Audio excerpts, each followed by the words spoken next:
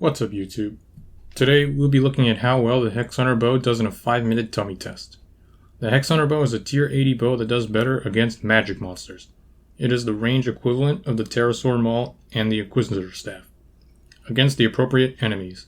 The Hexhunter bow does 12.5% more damage and has 10% more hit chance, roughly equal to a tier 97 weapon.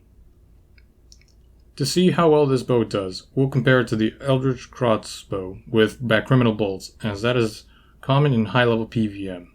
For the 5-minute dummy test, I follow these conditions. The rest of the gear will be the same for both cases. The only gear switches used are Planted Feet and Ring of Vigor. The relics I used are Berserker's Fury and Fury of the Small. I will be using enchanted ruby bakriminel bolts with the crossbow, since that's the most common ammo for crossbows. For the Hexhunter bow, I will be attacking a magic class dummy with rack sight arrows, as the bow is tier 80 and any ammo above that tier will be capped. Here is a small list of monsters affected by the Hexhunter bow. It works on Magic Araxor, Araxi, Astellarn in Elite Dungeon 2, Crassian Leviathan in Elite Dungeon 3, Dagonoth Prime, all Ascension creatures including Legios, Magister, Yakamaru, and the new boss, Raksha. It also works on Gemstone Dragons and Luminous Snagglers. This list of monsters seems like it's enough, but the Hexhunter will not work on other bosses that you might expect to be magic-based, like both Nexus, Telos, and Virago. Those are weak to the Inquisitor Staff. On paper, the Hexhunter bow should be the strongest range weapon against magical enemies like Raksha. At this moment, the fastest time at Raksha is under 2 minutes 30 seconds with range, without a Hexhunter bow. So what about Ruby Bolts? Ruby Bolts have Blood Forfeit, which has a 5% chance to hit your opponent for 20% of their life points and hit yourself for 10% of your life points. This can trigger on auto attacks and abilities. This is useful on high HP monsters, and there's plenty of them. On most bosses, these bolts will reach the hit cap of 10k, 12k for a critical strike, and 15k with Erethdor's Grimoire. Before EOC, these didn't have a hit cap, and were also used on high HP monsters.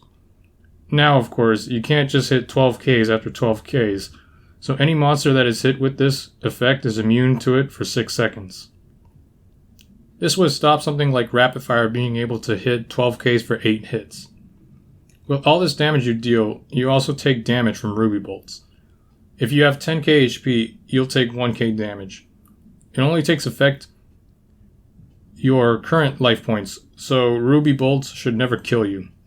The damage is fairly small, and you can easily soul split it back from the 12ks you'll be hitting, and you could benefit from Berserker's Fury.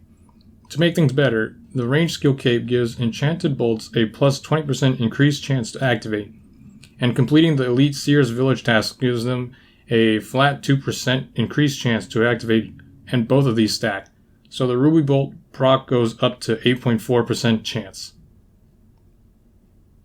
After 5 minutes of testing, it's clear that even at its best, the Hexhunter still loses to crossbows with Ruby Bolt's E.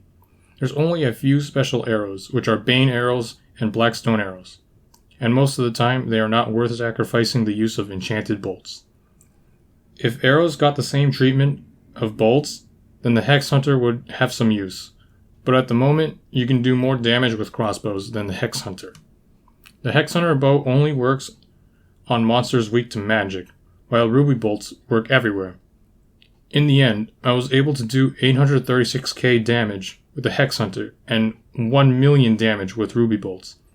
At the moment, there really is no place where the Hexhunter bow is best in slot, as bakriminel bolts perform better.